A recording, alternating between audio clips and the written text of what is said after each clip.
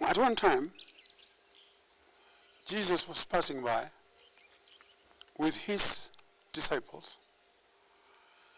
At a certain areas they were walking, the Bible says he saw a tree and went to see if there are figs. But the Bible says there are no figs on that fig tree because the timing was wrong. The question we ask always is, did Jesus know that there were no figs? Because it was not the time for figs, he knew it. But why did he go to do that? It's because he went to teach his disciples the meaning of faith. Then he said, from now on, no one will eat figs out of you. Because when I wanted you, I needed you, you had no figs. It's like we Christians, we are great green, we have a testimony of how much we have and who we are, or what kind of leadership we have in our church. But it is not that God is looking for. He is looking for fruit. He said, you did not choose me, I chose you.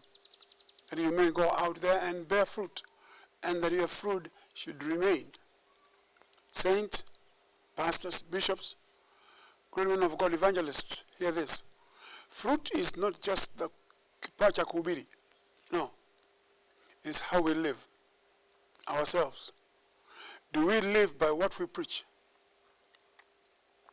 Can we preach by our own testimony, our lives, the way we live with others, the way we live with the world, the fellowship with other saints? So hear this again and again and again. This time, we're not just going to preach. We need to live it. Live. When people see us, let them see God in us. When they hear us, they hear the words of hope. We become hope to the hopeless. Hear that again. We become hope to the hopeless. Why? Because if we preach only and we don't do, it will be hollow, it will be useless. So, I say to you, again and again, my fellow pastors, hear this again and again. God is ready to send people to you so you can teach them his worship. But if you're not a worshiper yourself, you can't teach what you are not. So I beg in the name of the Lord, begin to become a worshiper. A worshiper means somebody who goes to God and does it. Don't depend on the ones you choose to do praise and worship. They don't know. It's you that God put there. Begin and people will follow you. But my whole aim is today is to tell you, fruit must be there. And the fruit must come out after faith. And how do we have faith? The Bible says faith comes by hearing, and hearing by the word of God. If you can hear God say it, believe it, act on it, and go out there and speak it out. Speak it out. It will happen. It will happen to you. So read God's word, read God's provisions, read God's promises to you, and apply these promises to your situations.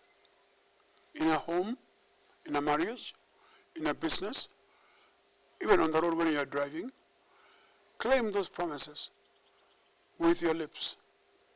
Faith unspoken is dead.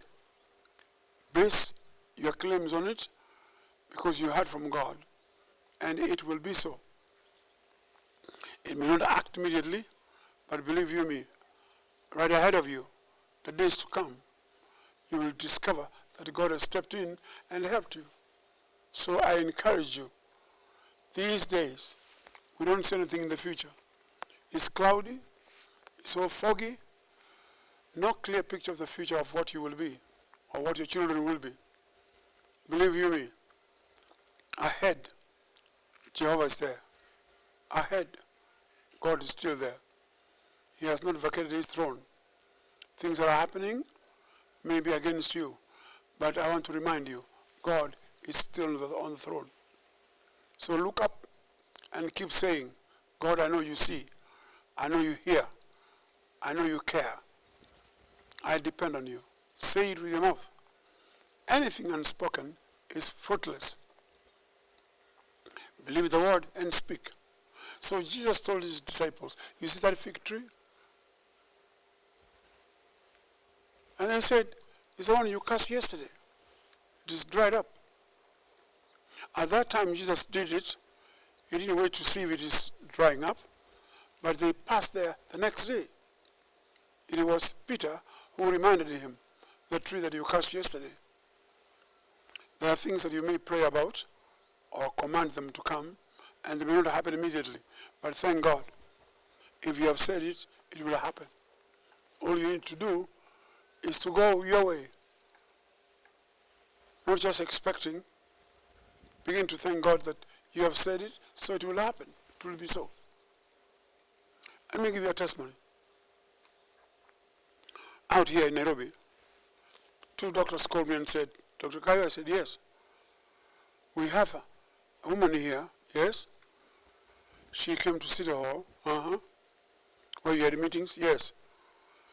And she had fibroids, and we wanted to operate on her, but she was too weak. But they have dried up. We have 2 photographs to show both sides, when they were there and when they're not there. What did you do, Dr. Kayo? I said, I don't know, because ask her to tell you. She told them, he just preached. And what he was saying was replacing the fibroids. Replacing. The word of God replaced them. And what did he say? He said, she told them, he said, one of the names of Jesus is wonderful. His name is wonderful. And when I heard that, I began to say, wonderful. I began to sing, wonderful. I sang, wonderful. Even now, I tell you, wonderful. And when I slept, the pain went. That's how the fibroids dried up. By confessing, wonderful. In other words, it will take a wonder to heal them. And that word, that name, wonderful, replaced them. But these doctors could not believe it. They told me, please tell us what medicine you used so we can multiply it and help many others. I said, ask her. I don't use medicine. It's you doctors who must tell me. They said the fibroids are dead, dried up, by a woman saying, wonderful. And so, saints, I want to tell you, believers in Christ, I want to tell you, take the word and keep saying it. Before you sleep, say it. Until you dream it. It will replace whatever is supposed to fight. God bless you. Until next time. Amen.